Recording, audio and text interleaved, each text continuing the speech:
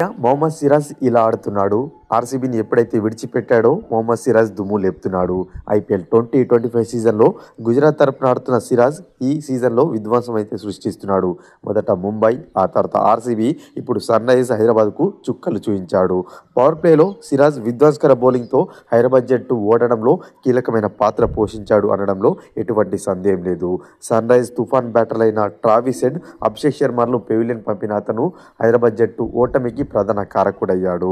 సిరాజ్కు power play అంటే ఎంత ఇష్టమో మరోసారి నేర్పించుకున్నాడు. ఐపీఎల్ 2022 నుంచి పవర్ ప్లేలో అత్యధిక వికెట్ తీసిన బౌలర్ల జాబితాలో 3వ స్థానంలో నిలిచాడు.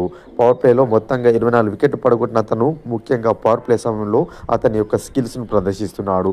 ఈ సీజన్లో 2 సార్లు వరుసగా man of the match award సొంతం చేసుకుని తన బౌలింగ్లో పవర్ తగ్గలేదని నేర్పించుకున్నాడు. ఆస్ట్రేలియా టూర్లో పేలవమైన ప్రదర్శన కారణంగా టీమిండియా నుంచి చోటు కోల్పోయిన సిరాజ్ ఛాంపియన్స్ ట్రోఫీ టీమిండియా స్క్వాడ్లో కూడా చోటు దక్కించుకోలేకపోయాడు.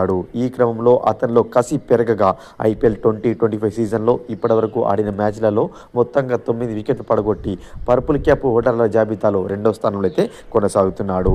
మొత్తంగా టీమిండియాలో చోటు కోల్పోయిన కసిని ఐపీఎల్లో ప్రదర్శిస్తున్న సిరాజ్ త్వరలోనే టీమిండియాలోకి రీఎంట్రీని ఘనంగా ఇచ్చే అవకాశాలు కనిపిస్తున్నాయి.